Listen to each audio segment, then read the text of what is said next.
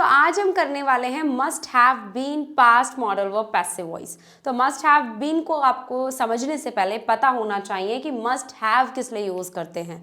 तो must have एक आपकी पास्ट मॉडल वर्ब है जिसे हम यूज़ करते हैं कोई भी पास्ट के इवेंट के बारे में बात करने के लिए। पास्ट में कोई भी इवेंट हुआ, कोई भी दुर्घटना हुई और उस पर हम अपनी पॉसिबिलिटी बता रहे हैं कि ज़रूर ऐसा हुआ होगा, ज़रूर ऐसा किया गया होगा। जैसे कि यहाँ पर एग्जाम्पल लिखा है, she must have been told my mom. ज़रूर उसने मेरी मॉम को बताया होगा। अब यहाँ पर स्टूडेंट्स को हिंदी से लगता है, क्योंकि यहाँ पे गा आ रहा है ना लास्ट में, हिंदी से लगता है कि हम फ्यूचर की बात कर रहे हैं, बट ये फ्यूचर की बात नहीं है, ये पास्ट की ही बात हो रही है। यहाँ पर पास्ट पॉसिबिलिटी को दिखाया जा रहा है और पॉसिबिलिटी आपकी बहुत स्ट्रॉन्ग है, आपको बहुत ज़्यादा स्ट्रॉन्ग पॉसिबिलिटी लग रही है कि ज़रूर उसने ही मेरी मॉम को बताया होगा। तो यहाँ पर जब आप पास्ट में कोई भी काम हुआ और उस पर हम अपनी पॉसिबिलिटी बता रहे हैं कि ज़रूर उसने मेरी मॉम को बताया होगा, तो इसके लिए हम यूज़ करेंगे must have past modal verb. और यहाँ पर हम मस्ट हैव के साथ में यूज़ करते हैं वर्ब की थर्ड फॉर्म। तो मस्ट हैव लेसन मैं ऑलरेडी पढ़ा चुकी हूँ आपको कई वीडियोज़ में। तो मस्ट हैव का पैसिव वॉइस बन जाएगा मस्ट हैव बीन, जो आज हम करने वाले हैं। तो मस्ट हैव हम यूज़ करते हैं पास्ट के इवेंट्स के बारे में बात करने के लिए, पॉसिबिलिटी के बारे में बात करने के लिए। अब यहाँ पर मैंने एक बड़ी सी लाइन लिखी है, इसको पढ़ते हैं। जब हमें किसी बीते हुए घटना के बारे में पूरा यकीन नहीं होता, लेकिन कुछ सबूतों के आधार पर हम एक मजबूत अनुमान लगाते हैं। पास्ट में कोई भी क्या हुआ, कोई भी घटना घटी, राइट, लेकिन उसके बारे में हम पूरा ऐसा नहीं कह रही कि मैं पूरा 100% श्योर हूँ। एक स्ट्रॉन्ग पॉसिबिलिटी मुझे लग रही है, हमें 100% तो श्योर नहीं हूँ, बट एक स्ट्रॉन्ग पॉसिबिलिटी लग रही है कि ज़रूर ऐसा हुआ होगा, लेकिन कुछ सबूतों के आधार पर हम मजबूत अनुमान लगाते हैं, मजबूत एक स्ट्रॉन्ग पॉसिबिलिटी बताते हैं कि ज़रूर ऐसा किया गया होगा, ज़रूर ऐसा हुआ होगा। तो ये है आपका must have been past modal verb passive voice. So must have been के साथ में हम यूज़ करते हैं वर्ब की थर्ड फॉर्म। जितने भी पैसिव वॉइस हैं उनमें हम वर्ब की थर्ड फॉर्म ही यूज़ करते हैं, ओके। और जो ये पास्ट मॉडल वर्ब है, इसके साथ भी वर्ब की थर्ड फॉर्म ऑलरेडी यूज़ होती है, तो यहाँ पर कंफ्यूज नहीं होना। तो मस्ट हैव बीन को आप यूज़ करेंगे जब पास्ट में आपको डूअर पर फोकस नहीं करना है कि एक्शन किसने किया होगा। देखो यहाँ पर तो हम डूअर पर फोकस कर रहे हैं कि ज़रूर उसने मेरी मम्मी को बताया होगा, तो यहाँ पर जो शी है वो बताने वाली, मतलब काम करने वाली पर्सन है। तो यहाँ पर तो हम फोकस कर रहे हैं डूअर पर कि ज़रूर उसने मेरी मॉम को बताया होगा। लेकिन पैसिव वॉइस में हम डूअर पर फोकस नहीं करते, पैसिव वॉइस में हम एक्शन पर फोकस करते हैं।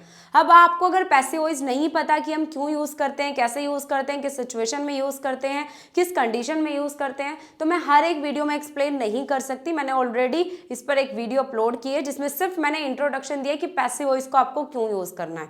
तो आप आई बटन पर क्लिक करो, फर्स्ट वीडियो उसी पर है, पूरी प्लेलिस्ट जहाँ आप देख रहे हैं फर्स्ट वीडियो प्लेलिस्ट में वही है, पूरा इंट्रोडक्शन मैंने अच्छे से दिया है। तो मस्ट हैव बीन यहाँ पर आपका ये पैसिव वॉइस है। अब क्यों यूज़ करते हैं, अगर आपको ये डिटेल में जाना है तो आप जाकर देख लो वीडियो। तो चलिए अब हम बात करते हैं इसके सेंटेंसेस को रीड करते हैं।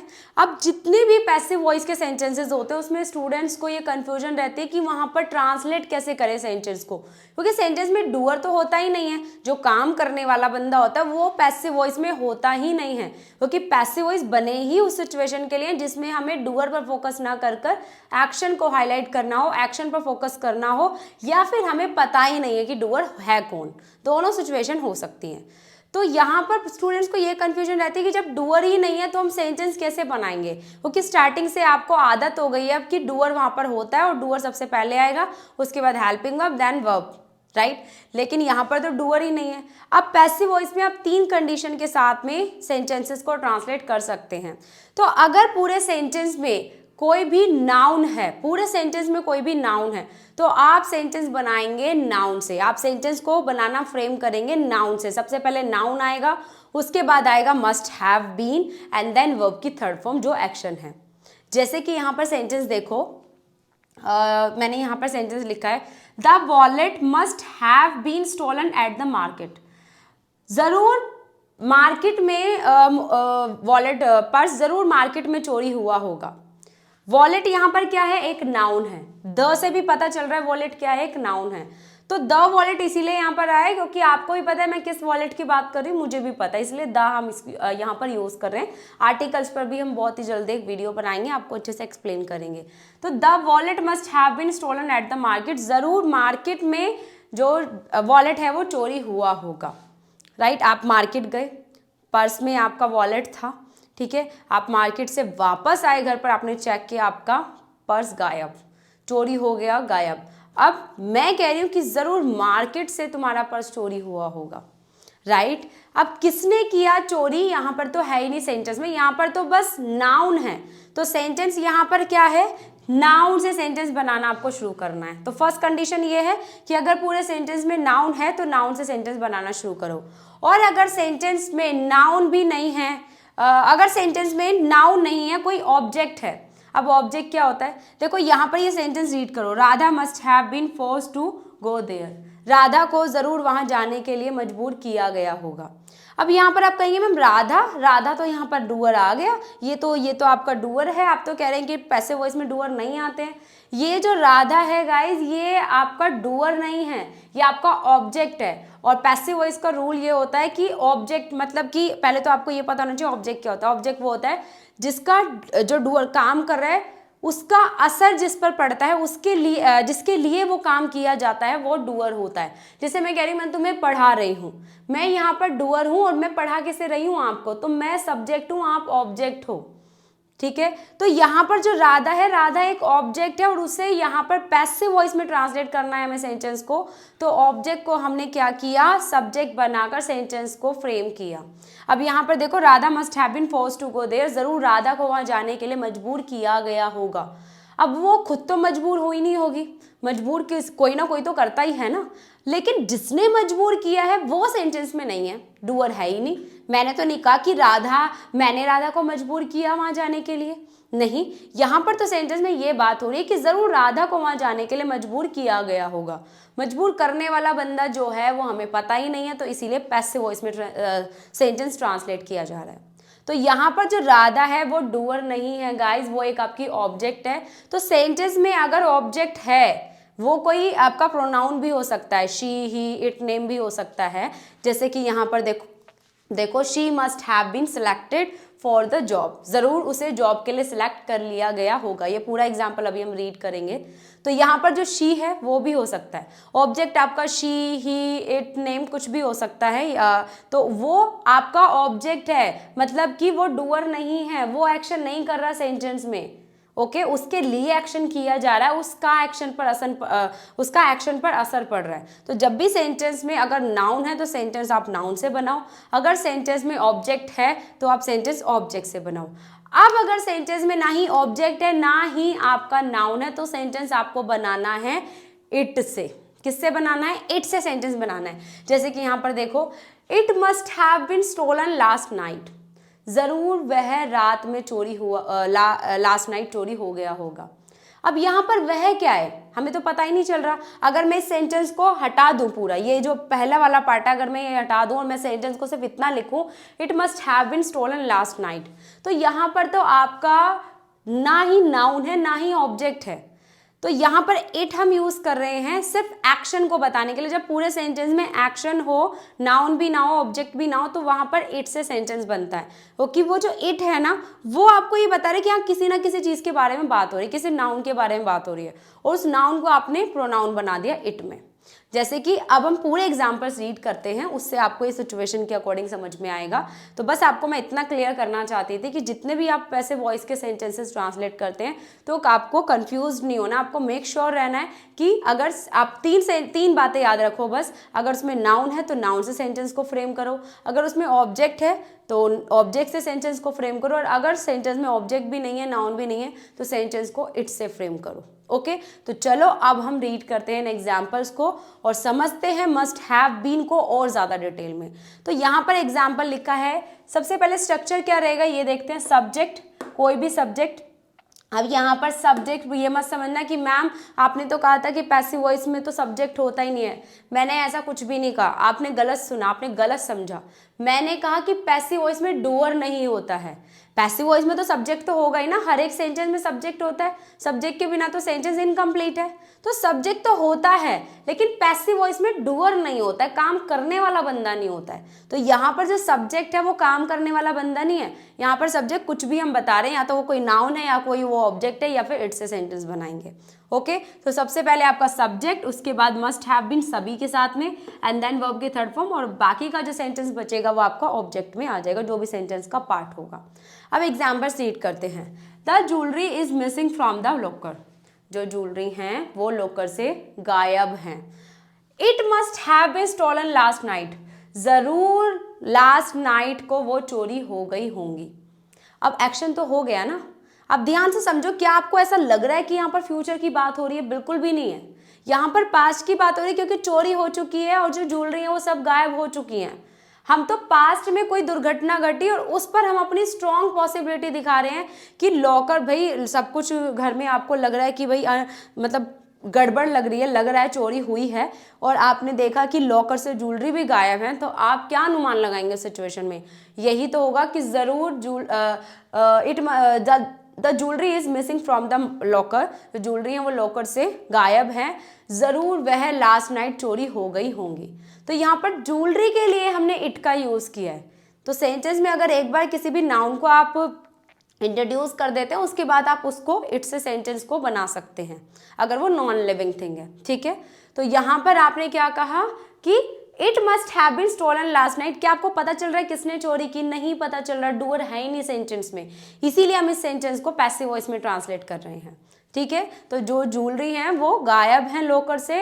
It must have been stolen last night, जरूर वो लास्ट नाइट चोरी हो गई होंगी।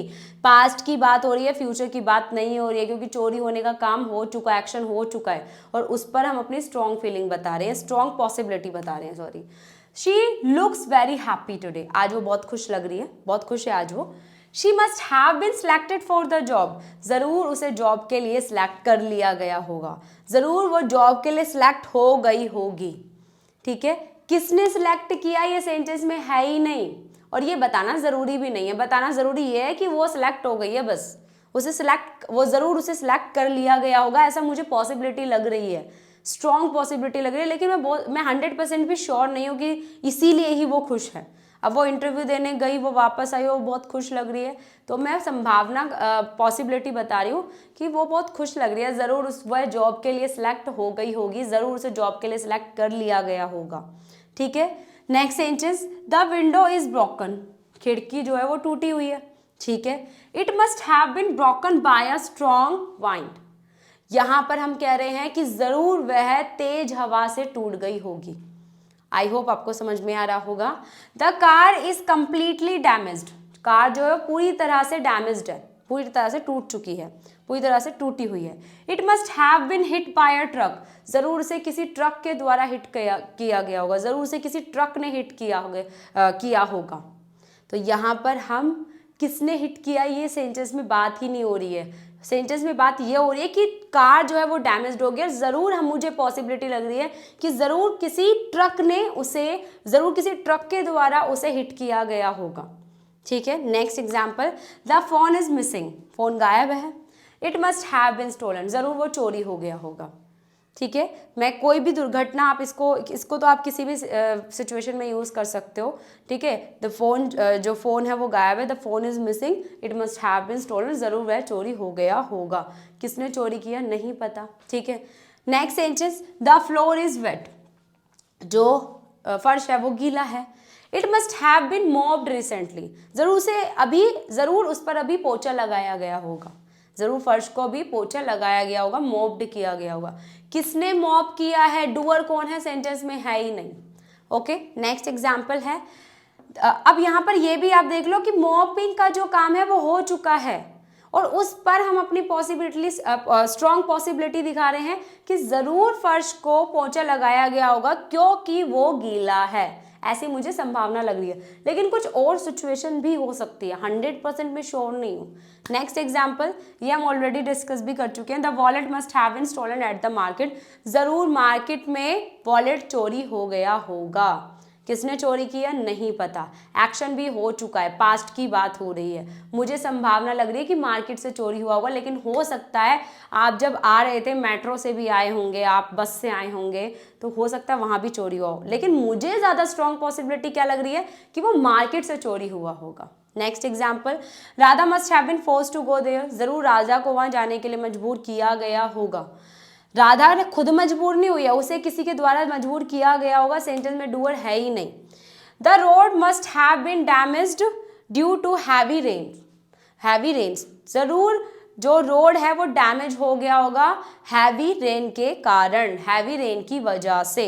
ठीक है, next example, the electricity must have been cut off due to heavy rain. ज़रूर बिजली को काट दिया गया होगा हैवी रेन के कारण, हैवी रेन की वजह से। नेक्स्ट एग्जाम्पल, अब यहाँ पर देखो डूअर है ही नहीं, किसने कट किया, किसने कट ऑफ की बिजली की, पता ही नहीं है। इलेक्ट्रिसिटी को किसने कट ऑफ किया पता ही नहीं है। कट ऑफ मतलब होता है काट देना, मतलब इलेक्ट्रिसिटी को काट देना, बंद, जैसे आपके घर में लाइट चली जाती है उसको। The lake must have been dried up in summer. ज़रूर लेक गर्मी में सूख गई होगी। Next example, the app must have been updated last night. ज़रूर ऐप को लास्ट नाइट अपडेट किया गया होगा। तो इन सभी एग्जाम्पल्स को रीड कर आई होप आपको समझ में आ रहा होगा। मैंने यहाँ पर सिचुएशन के साथ भी आपको एक्सप्लेन किया है, सिंगल सेंटेंस भी मैंने यहाँ पर एक्सप्लेन किए हैं। आई होप आपको मस्ट हैव बीन समझ में आया होगा कि इसको हमें यूज़ क्यों करना है। याद रखना, हिंदी पर मत जाना। हिंदी से आपको ये लग रहा होगा ये फ्यूचर है, फ्यूचर है, फ्यूचर है, क्योंकि हम अभी तक पढ़ते आ रहे हैं गा गी गे मतलब फ्यूचर, बट ऐसा नहीं है। अब आप एडवांस इंग्लिश सीख रहे हैं, तो यहाँ पर आप पास्ट की ही बात कर रहे हैं। पास्ट में कोई दुर्घटना ही, और उस दुर्घटना पर आप अपनी एक स्ट्रॉन्ग पॉसिबिलिटी बता रहे हैं कि ज़रूर ऐसा किया गया होगा, ज़रूर ऐसा हुआ होगा। अब आप ले लीजिए फटाफट से एक स्क्रीनशॉट और मुझे कमेंट बॉक्स में बताइए आपको वीडियो कैसा लगा, आपको आसान लगा, मैं वीडियो को आसान बना पाई, पैसिव वॉइस आपको सीखना अच्छा लग रहा है, समझ में आ रहा है, दिमाग में कुछ घुस रहा है, जा रहा है, प्लीज़ आप मुझे एक रिव्यू दें कॉमेंट बॉक्स में। ओके, तो मैं ज़रूर आपके कॉमेंट का रिप्लाई करूँगी अगर आप मुझे बताएंगे। मुझे और ज़्यादा इसको ईजी बनाने की ज़रूरत है तो मैं और ज़्यादा इजी बनाने की कोशिश करूँगी। बाकी मैं बहुत ही ज़्यादा इजी तरह से इसको पढ़ा रही हूँ। चलिए अब हम मिलते हैं नेक्स्ट वीडियो में, नेक्स्ट पैसिव वॉइस के साथ में। पूरी प्लेलिस्ट रेडी हो रही है, अभी तक वीडियोस नहीं देखी है पुरानी तो जाकर देख लो, बहुत इंपॉर्टेंट है, बहुत मज़ा आने वाला है, बहुत इन्जॉय करने वाले हो। एक डिटेल में मैंने हर एक वीडियो को एक्सप्लेन किया है। तो चलिए अब मिलते हैं नेक्स्ट क्लास में नेक्स्ट वीडियो के साथ में। तब तक के लिए टाटा बाय बाय, जय हिंद, जय भारत, नमस्कार।